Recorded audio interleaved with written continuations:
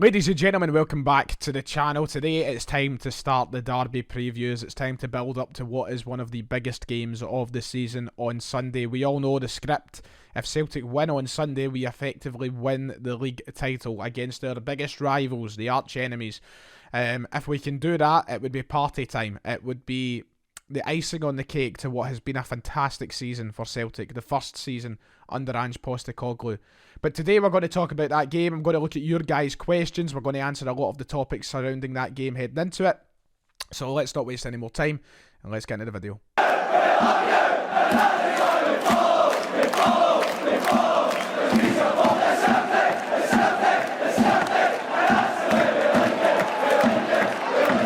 And as always, before we go any further with the video, please make sure to jump down below and hit the subscribe button if you haven't already. Let's try and get to 34,000 subscribers around Derby time. It would be much appreciated.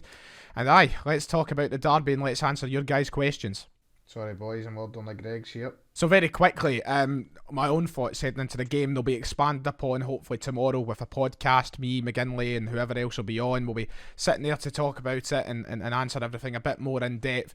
But it is a huge game. I'm really excited and I'm really confident. Despite the result of the last Derby, I still think this is, an opportunity for us to go out there, get revenge for that semi-final defeat, to do it on our own turf and to win the league title. I mean, everything's there for us.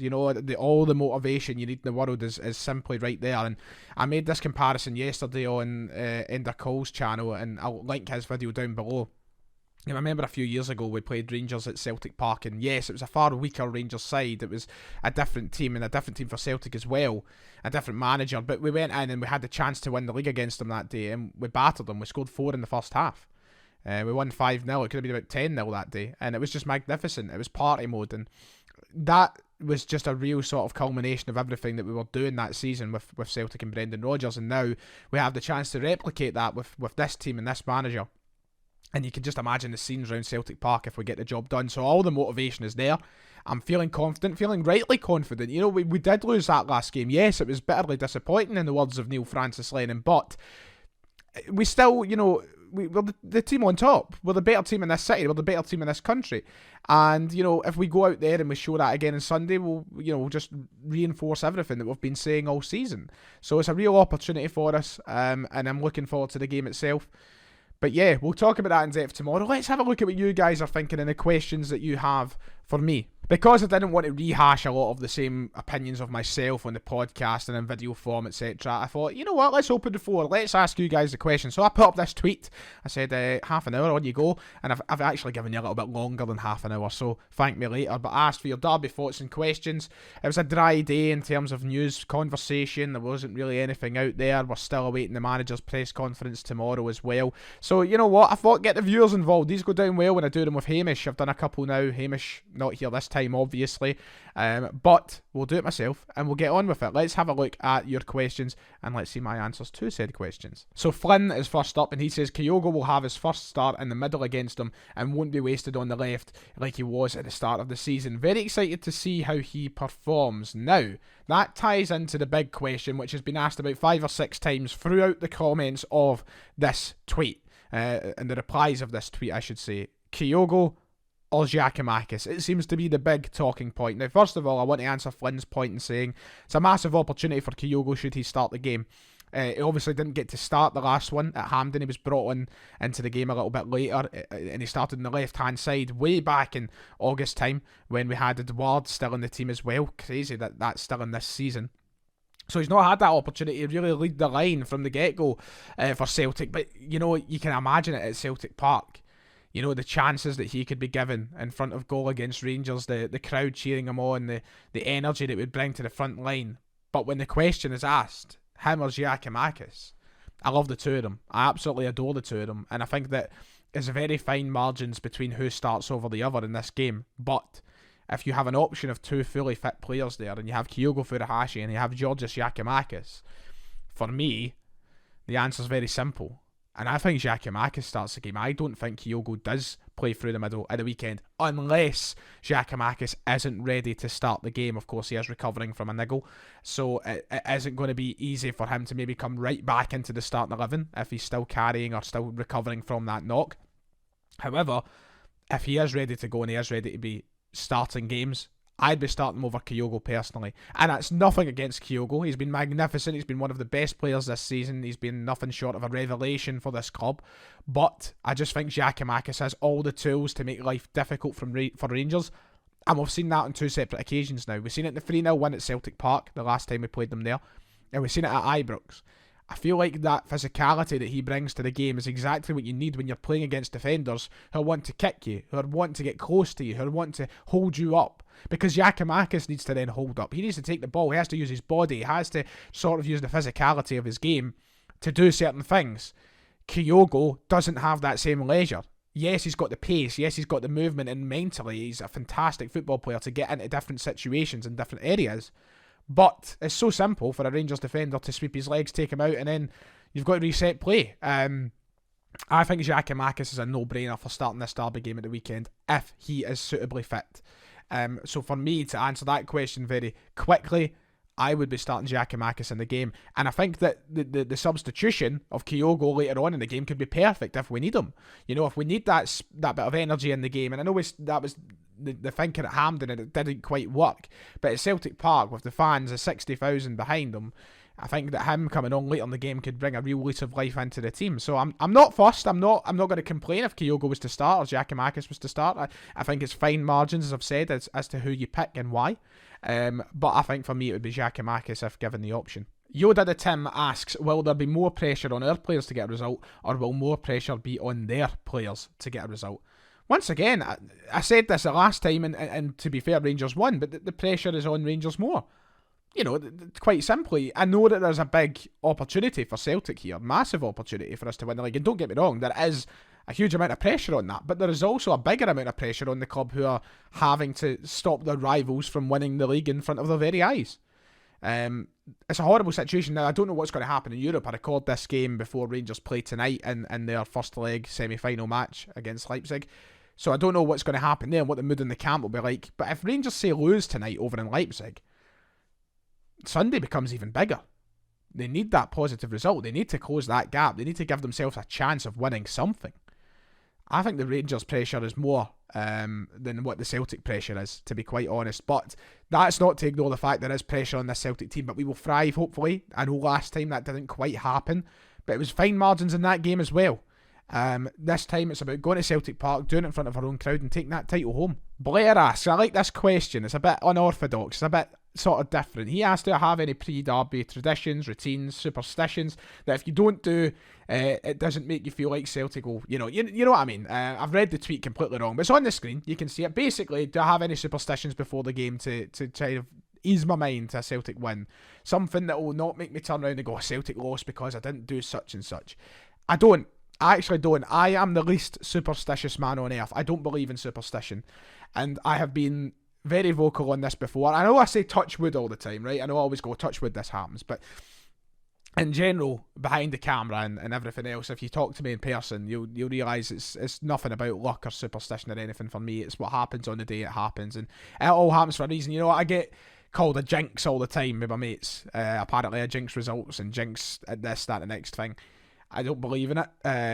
If it happens, it happens. If it doesn't, it doesn't. I know that some people have different ones with like what kit they might wear or how many rosaries they might say or whatever else. But for me personally, if we win, we win. We don't. And that's not up to me. That's not me. It gets to decide that. It's how the players play in the day and how we set up and what they do. I can't do much else about that. I sit and talk about it. And if I get it wrong, I get it wrong. But at the end of the day, when the 90 minutes happen, it's a team that are in control. So Connor asks a big question, and this is one that I really wanted to touch on, the kind of topic about. Does it suit us going into the game knowing we're still in the driving seat if we lose, or would we thrive under the pressure of knowing a win is the only acceptable result? So I kind of wanted to touch on the whole losing aspect, and I'm not a loser, and Celtic aren't losers, and I don't want to think about us losing this game on Sunday. If we do lose, is it the end of the world? No, it's not. Absolutely not. We'll still have a 3-point lead at the top of the table with 3 games to go. It's all about keeping the head down and making sure we don't, collapse or anything. But I think we are in a really good position knowing we are in that driving seat. It could have been so different heading into this game with only 3 points. That is really comforting for not just the fans, but I think for the players as well. It does give them that little bit of more breathing room. But that means there's no room for complacency. You know, we can't sit and sort of think about that as a positive to kind of take the foot off the gas a little bit. It should drive us more to put the nail in the coffin, in my opinion. It should drive us more to stretch it to 9 points. 6 is good, but 9's even better. Let's try and get to double digits somehow. What an emphatic way to win a title, you know what I mean? So there is a lot of conversation that comes around that, but I think the one thing I wanted to touch on, especially in terms of losing the game, is to keep the head. I don't think there's, there's obviously room for, we can't just escape criticism. We can't just avoid that. And we can't say we're not nervous. But it's all about just keeping calm and hopefully seeing it out. But we won't lose, hopefully. I mean, that's the overall message. Russell Boyce is in the reply. Shout out to Russell on the Boycey bus. If you haven't checked him out, make sure to do so. He's asked Tom Rogic, or he says, this is his state, asked for points as well, not just questions. He says Tom Rogic will be man of the match on Sunday, but why this time? And also, I'm going to tie this into a question that was asked by Mac D, who said Rogic or O'Reilly to start. So Boycey thinks that Rogic should be man of the match, but there obviously is that conversation as to who will start the game. Will it be Rogic or will it be O'Reilly? Will it be both of them? I don't know. I don't think it'll be both of them, to put it quite simply, but there is a conversation as to what one starts the game. I am more of a Rogic fan. I've made that clear numerous times, but I love O'Reilly as well. He's a brilliant player, and I would not be stunned if he starts the game. In fact, I have a slight incline that O'Reilly will start the game because he played well last week. He played well. Rogic kind of struggled a little bit at Hampden, but he was so good at Ibrox. You know, they're two really good players. It's a really good headache to have. That's the thing, and I don't think there's a negative, once again, just like the strikers, to any of the two starting. It's just about turning up in the day and hopefully getting a good performance out of them. So, yeah, I'd be happy with any, but Rogic can also come off the bench and have a man of the match performance. He's that good a player. And to answer Boyce's question, why this time? Well, if he does, he'll get a goal. He loves a goal against Rangers. So hopefully we see Rogic on the score sheet, but I do think O'Reilly will start the game. Brilliant question from Aidan here, because it's a point I've kind of touched on a little bit on the channel, but I've not made a video designated around or kind of just simply to that. He's asked, since there seems to be a strange agenda surrounding our current team's quality, where do you think it ranks among our teams in the last 20 years? Now, there has been this weird narrative that is now being pushed by Rangers fans that this Celtic team isn't good. And it's not every Rangers fan, just to clarify, but you listen to the Super Scoreboard, you go on social media, and there's a good few who seem to believe that we've been handed the title, that this Celtic team is the worst to ever win the title. Absolute nonsense. It's drivel. It's excuses. It's that part of, now they don't care about the league, they just care about Europe. Won't be the same if they go out in the semi-final, because then they'll be gutted. But there's this sort of like, I never fancied you anyway attitude. A brilliant tweet I seen that summed it up. Can't remember who tweeted it, so credit to whoever it was. But it's like, I never fancied you anyway. When you've been rejected off a bird. That's Rangers with the title this season. Quite simply. And this whole agenda that's surrounding the team about them not being that great is nonsense. In the last 20 years, on the eye, it could be the best I've seen. In terms of watching them, unbelievable. In terms of quality, I think it's probably up there in the top 5 in the last 20 years. You look at Martin O'Neill's teams, he had a couple of different kind of reincarnations of teams. You could say the early Martin O'Neill to the kind of end of Martin O'Neill. Very similar, but different. Then you have the Strachan sort of era. And I don't know, I think the only teams that I could think in terms of quality that are better as of this moment is probably Martin O'Neill's team. He's kind of Larsson, Sutton, Hartson. And Brendan Rodgers' team, the Invincible Season team. Invincible Treble team. That's about it. Apart from that, this team is spectacularly good. Fantastic to watch. Brilliant quality of footballer in the team. And they're about to maybe win a domestic double. You can't really argue with that. So one of the things I wanted to do in this video was find some controversial opinions, and we've got one from Joe Allen. Yes, Joe Allen. Beautiful human being. Wee Joe, beautiful. He's asked about Giakoumakis and Jota and such, but he said start Giakoumakis and drop Jota. There I said it, controversial opinion for you. So I'm imagining that would mean playing Giakoumakis up front, Kyogo on the left maybe, rather than, or even Abada and Maida, but just no Jota. I personally don't agree. I don't think it's the worst shout in the world, but I just personally don't agree. I think Jota should start the game. And I would like Giakoumakis to start as well, but I've touched on that. I just think Jota's too good. And I know he kind of went missing in that last game, but he's just such a good player. Connor asks, who comes top 5 in a battle to the death between Celtic and Rangers players? That's a good question. Of course, it's 5 Celtic players. James McCarthy, Cameron Carter-Vickers, Carl Starfelt, Georgios Giacomakis and Ange Postecoglou. I'm putting him in. I know he's not a player, but I'm putting him in anyway. There's my 5. No Rangers players are surviving. Of course not. Lundstrom, maybe by a tackle? Nah, of course not. A lot of great questions, honestly. Really good stuff in here, but I've talked for like 20 minutes. It's probably longer than I wanted to go. I've also got to get this edited and uploaded. So that's going to do it. That's going to wrap it up. I'm looking forward to the game. I hope you've enjoyed this. I kind of like doing these things where I can bring in your points and answer different things, and maybe that I wouldn't cover in normal videos. But we'll hopefully be back with the podcast tomorrow, which will talk about the actual game itself in more depth, all the things about tactics, who plays, this, that, and the next thing.